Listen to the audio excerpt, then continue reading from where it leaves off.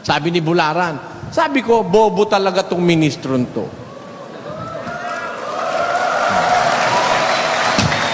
Tanong nyo sa akin kung bakit bobo. Tatanungin kita. Kaya hindi lalaban ng diskusyon yan eh. Maahalata siya, nakabobohan eh. Tayo ha? Tatanungin ko siya. Ang tanong ko ganito. Bularan, tanong ko sa'yo, meron pa bang mas sasama pa kay Satanas? Meron pa? Ayon sa Biblia, may mas sasama pa ba kay Satanas? Ba't mo sasabihin, mas pusong pa ako kay Satanas? Tingnan mo yung ginawa mo na yan. Di ba kagaguhan yung pagliligaw sa kapwa-tao? Mas pusong pa raw ako kay Satanas. Hindi mo pwedeng talunin sa kapusungan si Satanas kahit sino ka. Kahit ikaw Bularan, hindi mo kayang talunin sa kapusungan si Satanas. Tama, sabihin mo, mas pusong pa kay Satanas. Eto yon. Sabi ni Satanas, di kayo mamamatay. Wrong. Dahil namatay eh. Magiging parang Diyos kayo na nakakakilala na mabutit masama. Tanungin natin, mali ba yun? Bata, tanungin natin, ang Diyos ang pasagutin natin. Diyos, mali po ba yung sinabi ng demonyo na yon? Basa, Genesis. At sinabi ng Panginoong Diyos, narito't ang tao'y naging parang isa sa atin. Mali ba yon? Sabi ni Bularan, mali raw yun. Ay, hindi inaamin ng Diyos eh. Narito, ang tao'y naging parang isa sa atin. Ba, meron palang kaatin ang Diyos. May kaatin.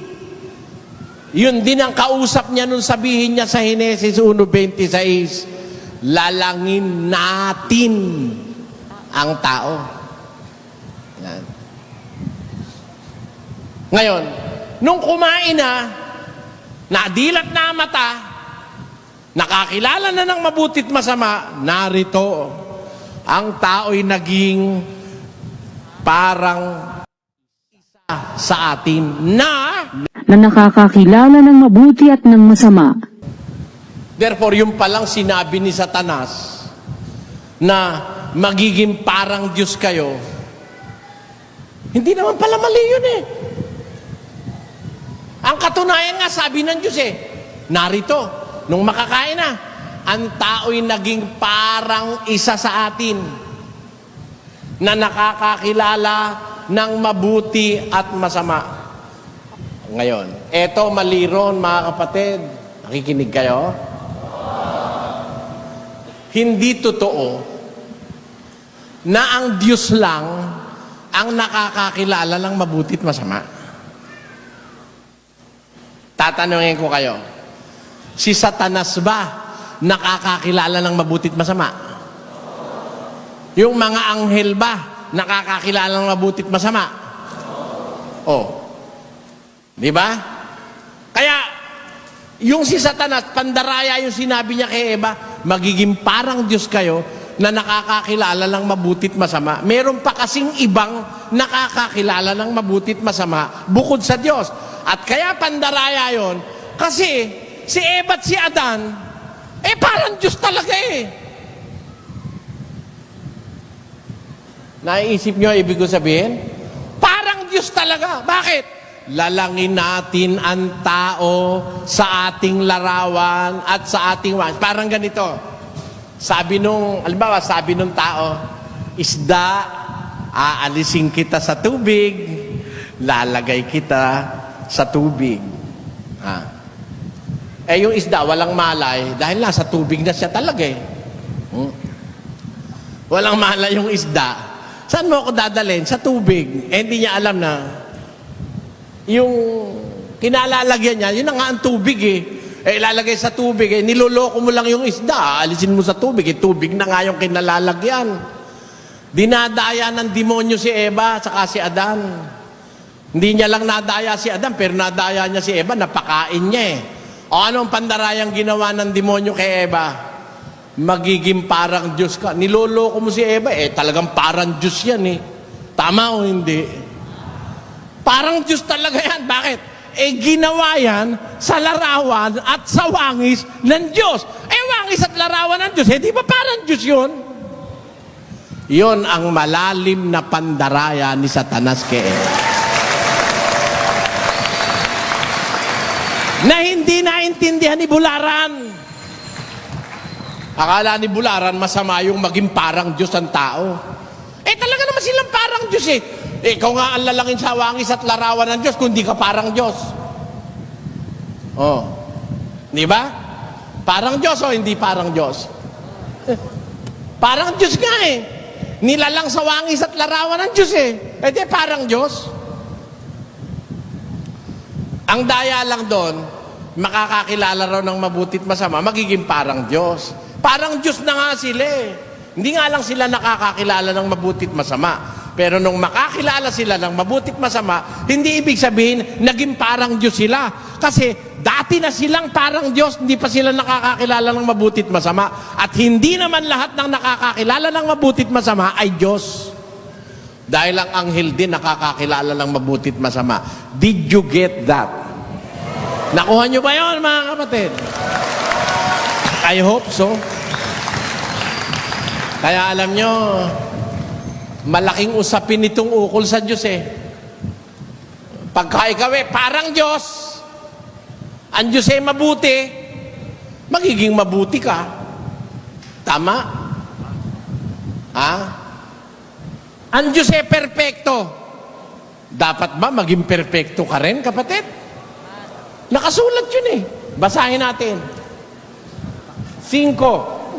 Kayo ay mga pakasakdal na gaya ng inyong ama sa kalangitan na sakdal. Ano ba yung gaya? Hindi ba parang? Yung parang, hindi ba gaya? Ang sabi ng Biblia, be thou perfect, even as your Father which is in heaven is perfect. Sabi, sed pues vosotros perfectos, como vuestro Padre que está en los cielos es perfecto. Sa Cebuano, busaka mo kinahanglan magmahingpit, ingon nga hingpit ang inyong amahan sa nga langit nun. Tanyo, magpakasakdal kayo, gaya ng inyong ama sa kalangitan na sakdal, perfect. Masama ba mga kapatid?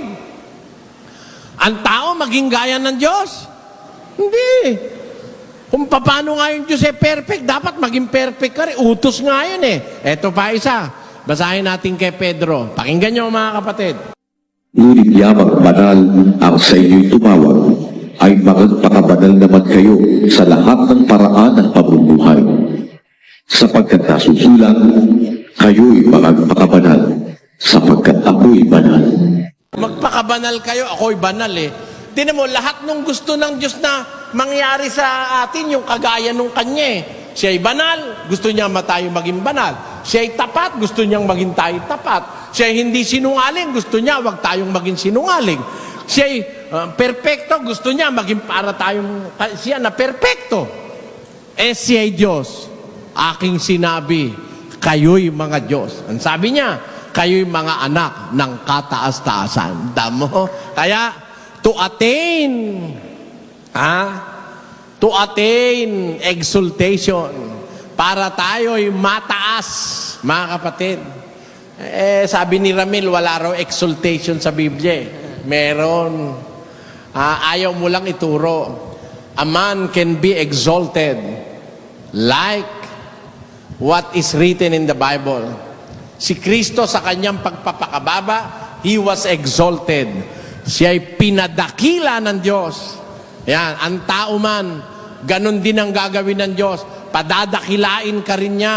Nakasulat yun sa 3:20 ng aklat ng Pilipos, na kung papanong si Kristo ay binago niya, babaguhin niya rin ang ating katawan. Basahin natin, kapatid.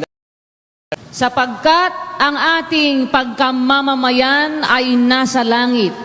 Mula doon ay hinihintay naman natin ang tagapagligtas, ang Panginoong Hesukristo. Na siyang na siyang magbabago ng katawan ng ating pagkamababa. Oh, babaguhin din tayo yung katawan ng ating pagkamababa, yung ating pagiging mababa ang ating kalagayan, babaguhin yan. We will attain exaltation when Jesus Christ comes. Kaya nga yung sinasabi nilang tutol nila sa atin na, wala ikang aral sa Biblia, exaltation. Kinopia lang ika ni Soriano yan kay Armstrong. Palibasa sila, mangungopia. Pa tayo binibintangan ng mangungopia eh. Wala tayong magagawa. Talagang opinion nila yun eh. Ang atin naman, di opinion. Nasa Biblia yung atin mga kapatid. Ang ating paniniwala, ang tao, hindi masamang tumulad sa Diyos.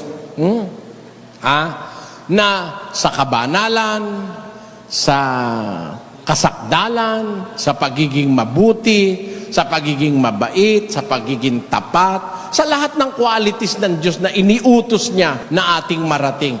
At darating ang panahon, pag wala na yung salaman, wala na yung paninibugho, pagkakampi-kampi, hindi ka na tao. Sabi, samantalang kayo may paninibugho, hindi baga kayo mga tao? Eh kung yung salita na ng Diyos ang nasayo, yung kabutihan, yung salita ng Diyos, ang kinaroroonan ng salita ng Diyos, tinatawag niya Diyos ayon sa Biblia. Yan po ang ating dapat maintindihan sa bagay na ito.